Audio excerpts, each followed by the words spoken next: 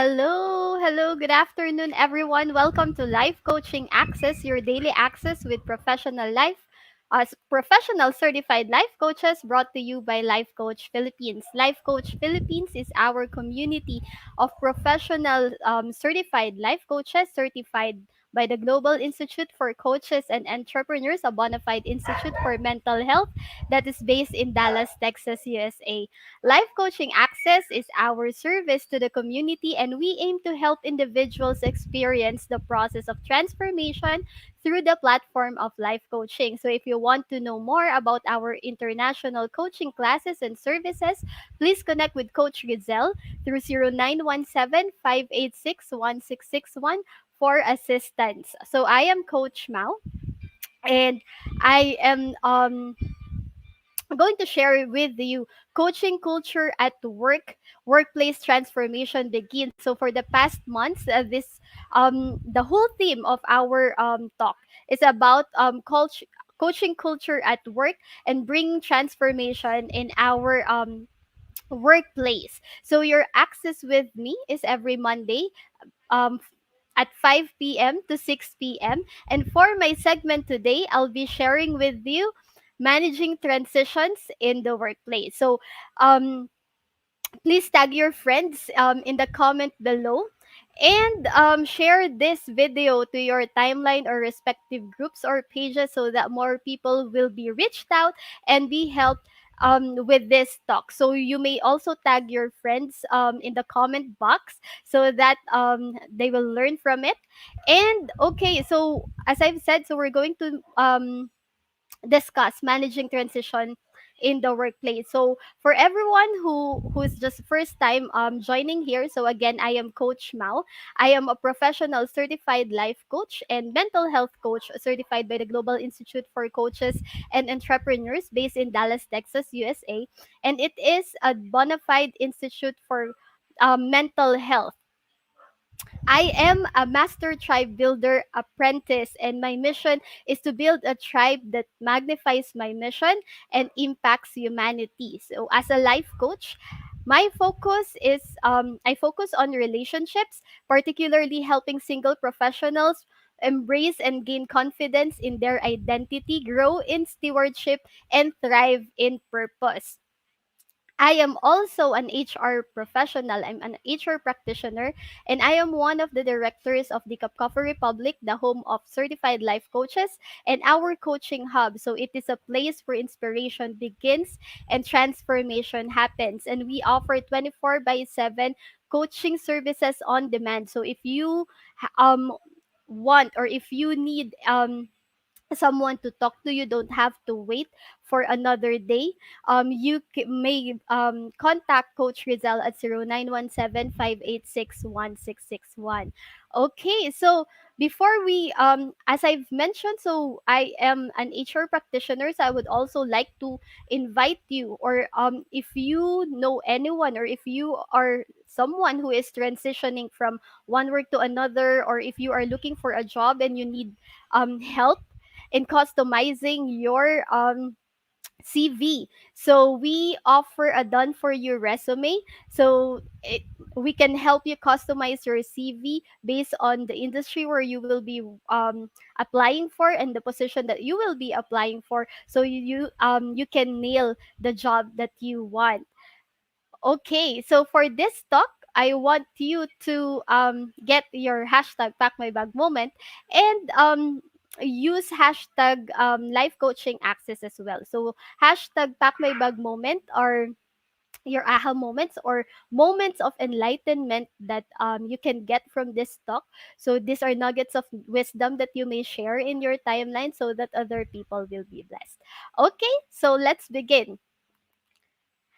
So what is transition, or ano ba yung transition sa workplace? So um and how is it affecting you as an individual or you as an employee? So in any 'di ba, in any change or any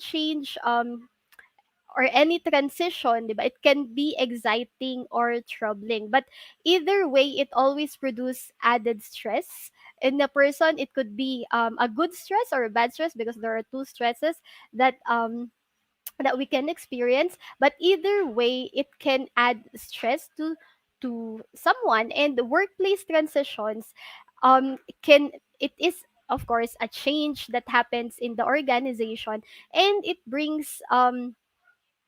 can bring stress to the person who will experience it. That's why it is important that we manage it, so that no, as an employee, we can take care of the employees that we have. All right, so change can start from, like, it can vary. Alam mo yun, it really varies. It can go a wide range of changes and transitions. It goes as simple as changing your schedule, changing the management, the technology system, the process, the policies, ano yan, negotiating in a strategic direction, buyout, acquisition, and even retrenchment and resignation. So these are changes that employees encounter, and these are the changes that I mean at some point hindi na-realize na these are the transitions that are happening. It may be small, but it creates impact in the employee. And sometimes there are employees who cannot cope up with these transitions. And when significant changes occur, there can be many factors contributing to increased feelings of stress and pressure. So, hindi lang naman dahil may change per se. Ba? So, example of that is the perceived unfairness of the change. So, yung iba kasi 'di ba, ano, change na naman, 'di ba? Nagbago na naman yung policy, nagbago na naman yung schedule, and it gives them stress na kasi may negative connotation na, or may negative perception na about the change that is happening. So kahit maganda yung intention ng company on why they want to implement the change, or they want to implement the transition, so the thought of transitioning from one point to another, it already gives them stress.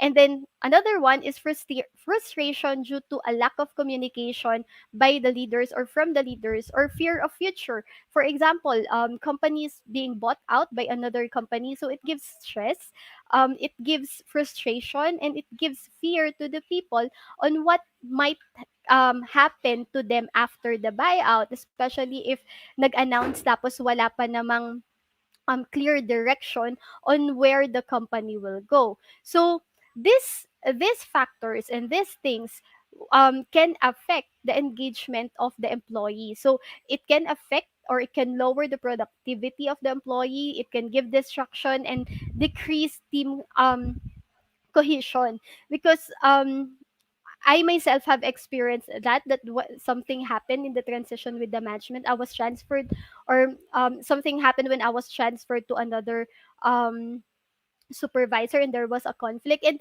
it's quite difficult to express how you feel, because kanino mo siya i-share, 'di ba? Hindi mo pwede i-share sa current boss mo, di mo rin siya pwede i-share sa ibang friends mo, because you know na or yung friends within, I mean office mates, 'di ba? Friends within the team, because you know that they will be affected as well.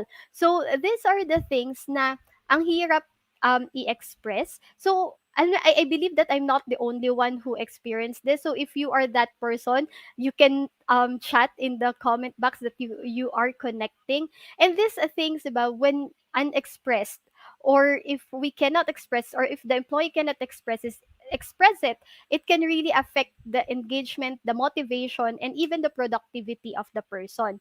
So I'll be sharing with you a transition cycle. So this is a transition um cycle that it highlights the pattern of feelings and behaviors that employees typically go through when they experience change. So whether the change is personal or organizational, so this model can help us understand. So ito yung nangyayari sa tao personally and individually. So different person can be in different like in different points of that cycle. So by understanding this, so we can understand as well, and we can have a view on what strategies we can have, so that we can help the employees, and we can transition well or smoothly from one point to another in our organization. So this cycle or this model is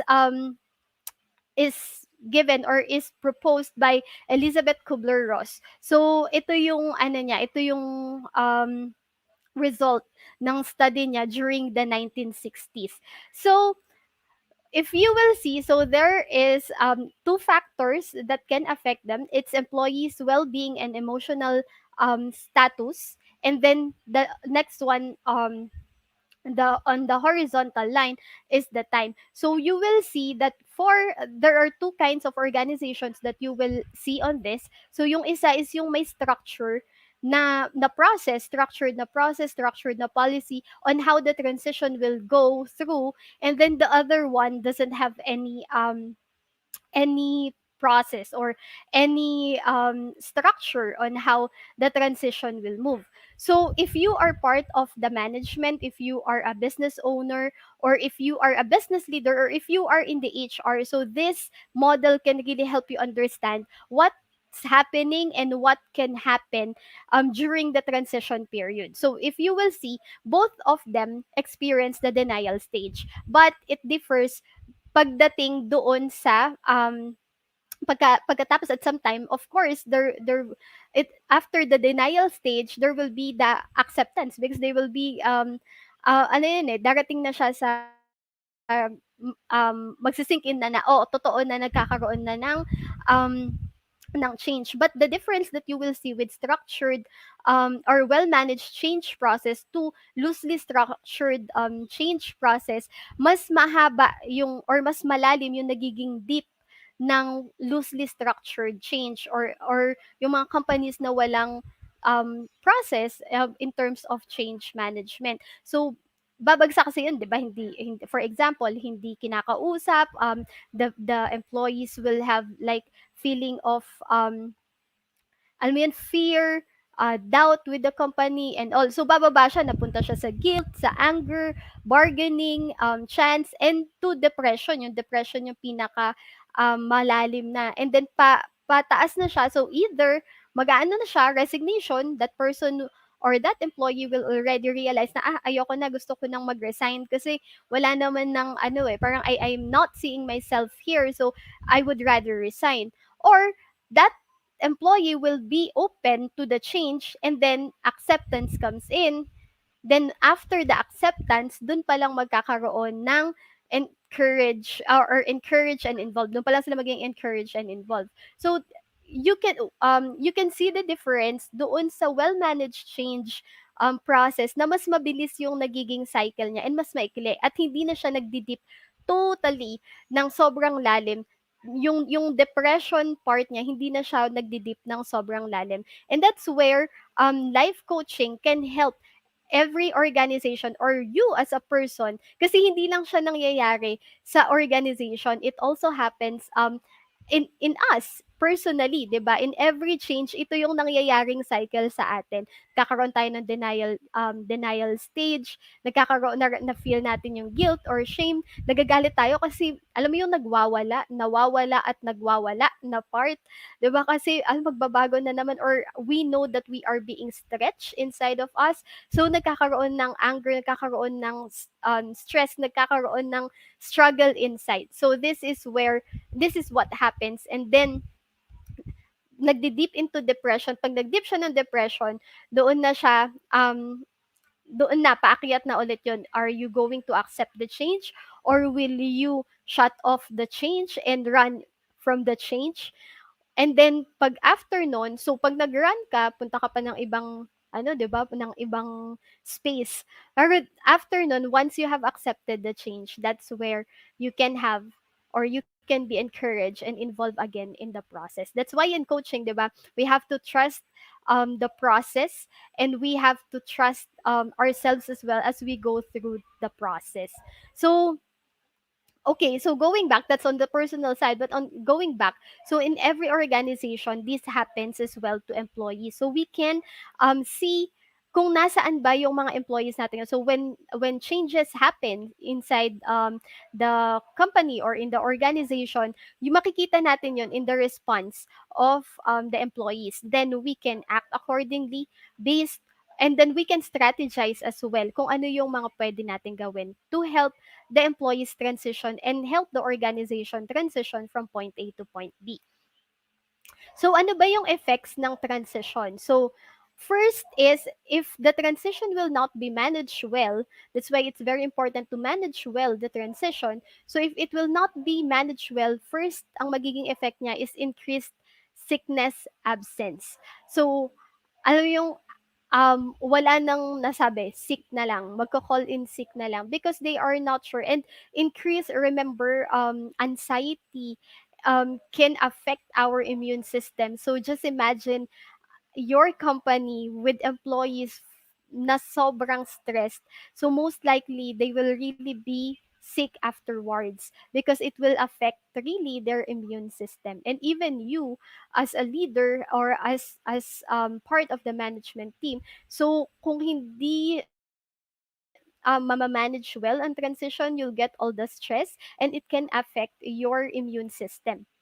And then next is reduced and poor performance. So I have seen this, that in every change, like for example, as simple as um, having a new policy in place. So if the employee will not be receptive to change, it can reduce their performance.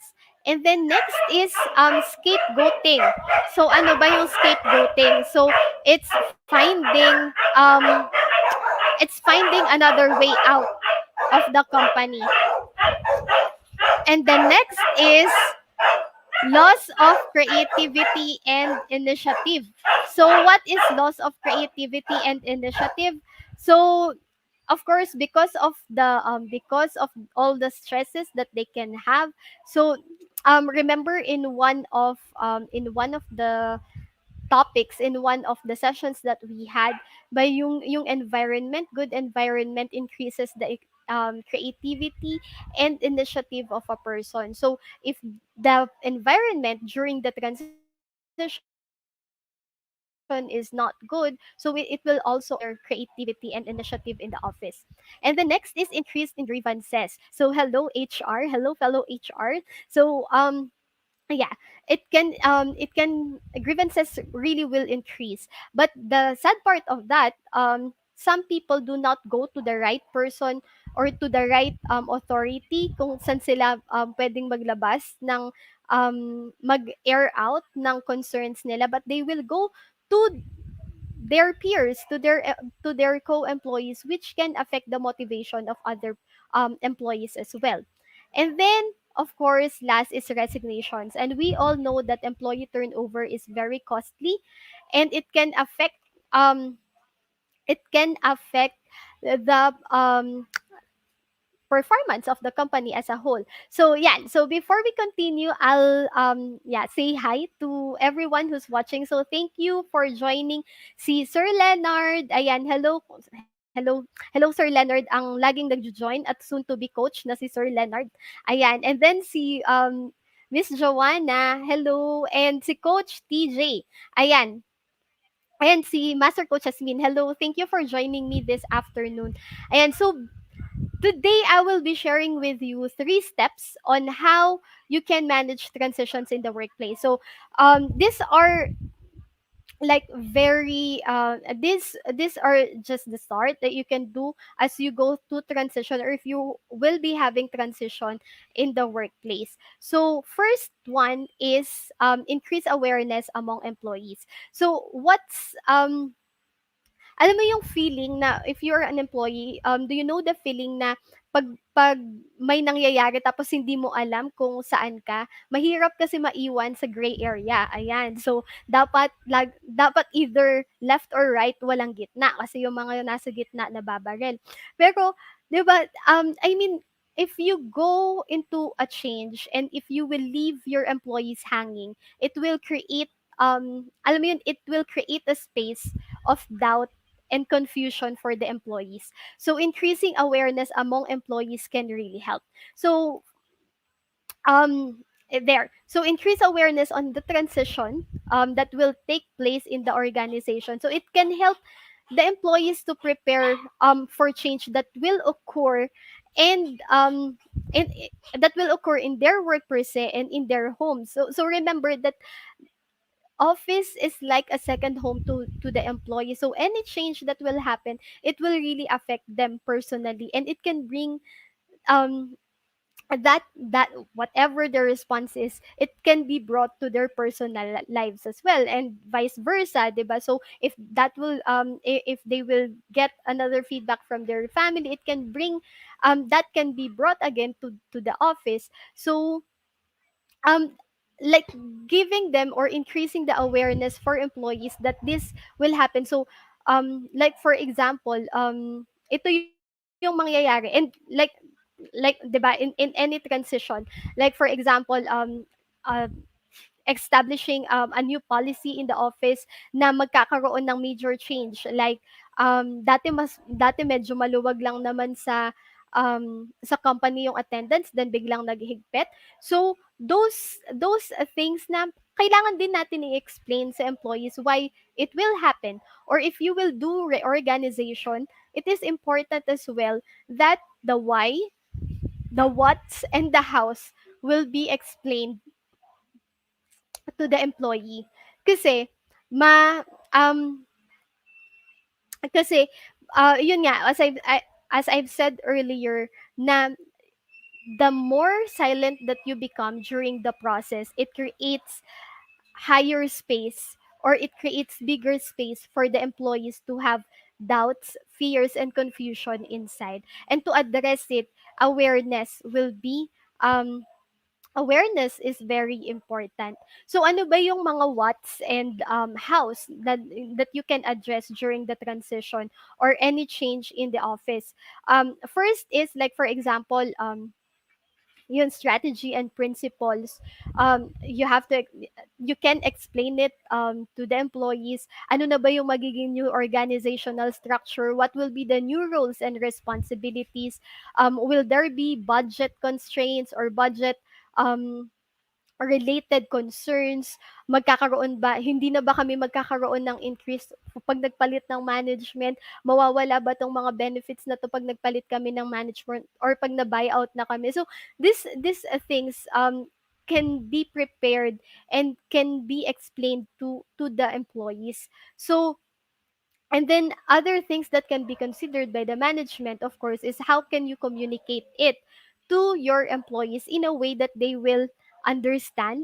Kasi wala namang madali at wala namang hindi masakit na pagbabago, especially if you will go through redundancy or reorganization. So there will always be um fear with the change. There will always be negative tractions on that. But as we share, as we give clarity to the employees, then we can also understand what will be the support that they will be needing in the process so that the transition will be successful.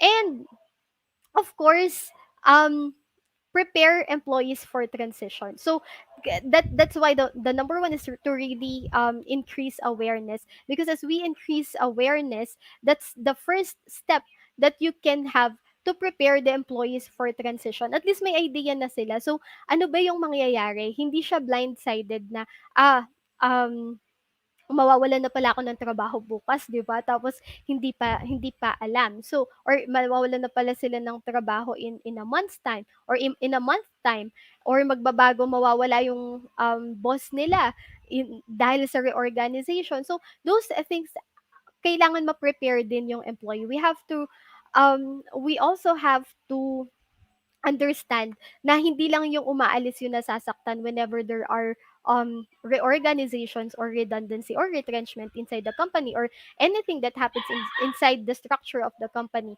Hindi lang nasasaktan yung mga umaalis, nasasaktan din yung mga naiiwan. So we have to understand and we have to consider those things. And then I'll be sharing with you like some initiatives that you can do as to prepare the employees for the transition, especially if the transition that will take place will really like involve a lot of employees in your company. So first is yan, engage in real two-way dialogue, not one-way communication. So listen to your employees, listen on what they how they are feeling and what they are thinking, not just like push what you want and how it should be done. Because remember, you as well is a human being, and you have your own emotions, and same with other employees in the company. So they have their own thoughts, they have their own emotions as well with regards to the situation. And the next is understand the organizational change from the employee's perspective. So when we put ourselves in the shoe of the employees, then we can also understand how they are thinking. So hindi siya nakaka-trigger or hindi siya nakakainit ng ulo. Ba't naman ganito mag-isip to? Grabe naman, 'di ba? But we can understand and listen really how they are feeling about the transition that will take place. And then next is align the organization's human resource systems to support the employees in transition. And this is the importance of the human resource department. So HR department is not only for administrative support, or hindi lang para sa hiring, or hindi lang pang discipline ang HR department, but HR department can really help in the transition. That's why it's called human resource, diba? And they can help in the transition and support the employees on the emotional needs, or in the needs actually in the administrative and everything that they need inside the company, so that they can thrive in the transition process. And also, aside from that, you can also hire um a third party service provider to help you transition. Kasi minsan, dahil nasa loob, mas hindi rin makita yung lahat ng possibilities, or mahirap gumalaw kasi ikaw yung nasa loob. So it's better that you have like someone, a third party service provider, who can help you out and see things from the outside. And then next is allow for individual differences in employees' capacity to cope with change. So how you respond to change, it may not be the same as how other people respond. Just extend grace and be more compassionate to the employees who has difficulty in coping up with the change. It's not that they don't want the change, but it's just that it's not as easy as easy for them as how you have accepted it. And next is concentrate on providing adequate training, mentoring, and coaching for employees affected by change. So, as I've said kanina, 'di ba, hindi lang yung mga umaalis yung nasasaktan, mas mahirap din para sa mga naiiwan sa loob yung naging transition. And yeah, I remember like I have experienced that when my boss and like ilan kami sa how many people like ilan kami sa HR department, and then our boss um left and resigned already, and then eventually isa-isang nagre-resign yung yung mga kasama namin sa department. And though of course they have already given you a heads up that they will be doing that, but naapektuhan pa din kami na mga dulo pang mawawala, or kaming mga maiiwan. So um yon, we have to like understand as well, and the coaching doon sa mga may iwan, and then doon din sa mga nag-transition, if you can extend the coaching for those who have transitioned, or who have already like for example, especially if you have undergone retrenchment and redundancy on, you can do coaching doon sa mga na-redundant or na-retrench, so that can help them see yung potential or the opportunities moving forward. And then next is equip managers and employees with the personal and leadership skills to manage change and the transition process. So it is very important that we equip the people who will be leading the team once na mag-go through na ng transition. So these things, this initiatives, so these are based from Peter Harriet paper, Trust and Transition, that is from 1999 research. Okay, and then thirdly is coach through the transition period. And this is where coaching really comes in, and coaching really helps. So coaching helps, and if you will see the image on my left ko siya. So you will see coaching can help in the motivation of the employees. We can do training. We can help them increase their skills and have them I remember there is um a package or a program of Master Coach AI solution based problem solving, so we can help the employees on that we can focus on the solution, on solution rather than the problem.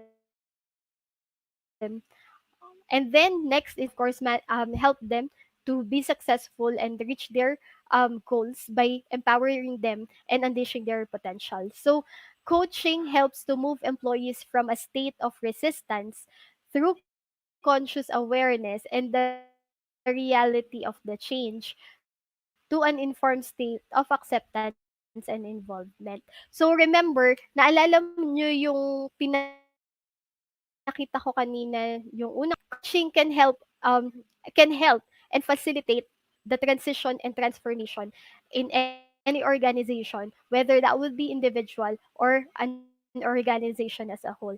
Because of course we have to um yeah, you have to see as well that the organization is built by individuals.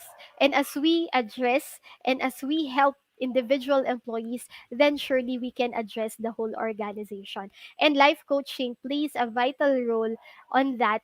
In the life transition, we can help you and your organization transition um, from the state of resistance to awareness to acceptance and involvement. So life transitions is one of the areas where life coaching can really help. So life transitions, and then of course there's optimal performance, career planning, change habit, and health and wellness. And if you will see, there's always a transition involved in that. And life coaching can help to empower the employees to go through the transition and experience the process of transformation. Okay? So if you are interested, and if your organization is undergoing through change right now and transitions, or if you want your organization to be transformed, so we here at Life Coach Philippines, and we as life coaches can help you process um, can help you in the process and can bring transformation in your organization. So connect with us, and you may connect with me or connect with the coaches that you will find in the comment box. So help is available. You don't have to do it alone. You don't have to do all the yung yung hindi ka clear, and hindi if you're not clear yet on what to do next, then we can help you out. Surely we can help you out. So help is available. We are here to help you out. You can just reach out to us, and you may message us at Life Coach Philippines or connect with Coach Rizal at 0917-586-1661. Okay, so I want to invite you as well.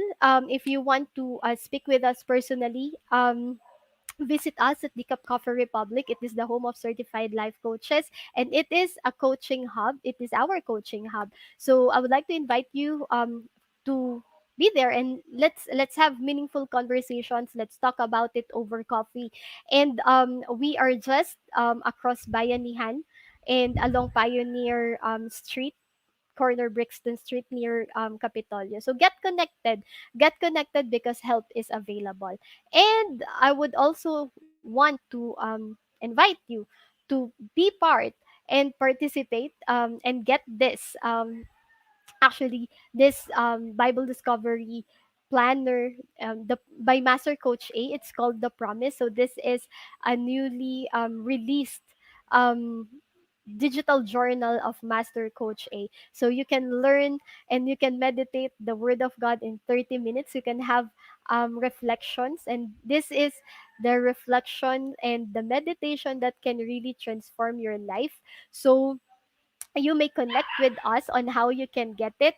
And this is really a beautiful digital planner. So digital journal, so meaning you can like grab it and have it in your phone, have it in your laptop, and you can like bring it anywhere. So connect with us on how you can get it. You can connect with 0917586161. And this one, so we do have an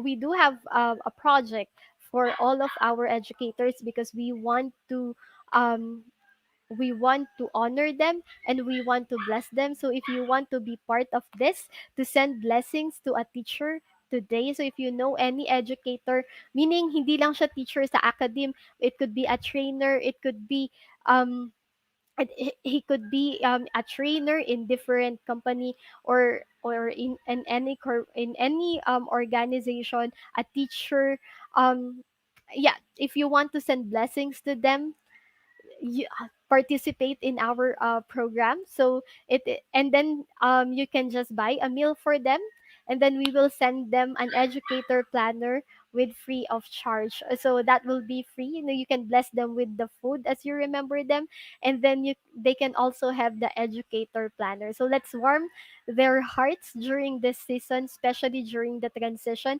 that we have from school to online.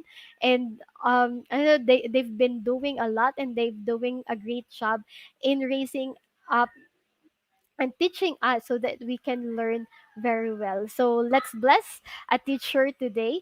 Bless a teacher today, and then if you want to know more about the details about it, you may contact 0908-505-1126 and 0917-586-1661. All right. So if you do have further questions, and if you want to have a discovery call session, so connect with me. You may message me at 0917-903-8155, or through my email, coachmaumestica@gmail.com. You can message me in my personal account, that's Maureen Mestica, or my FB page, that's Coach Mau Mestica, or join my group, that's Boost Your Corporate X Factor. So let's get connected, and I'm in the process of um, building another yeah, so I'll be launching a group very soon, so please wait for it, and I'll keep you posted for that. So as we end today's episode, so I would like to invite you, get connected, meet new people, have meaningful conversations in our coaching hub at the Cup Coffee Republic. So it's just inside Pioneer Center Supermarket compound, and it's across Bayanihan. We are open from 9 a.m. to 9 p.m. But our hub or our virtual operations is available 24 by 7. So if you have any concerns any time of the day and any day of the week, just connect with Coach Rizal at 0917-586-1661. So disconnect to connect.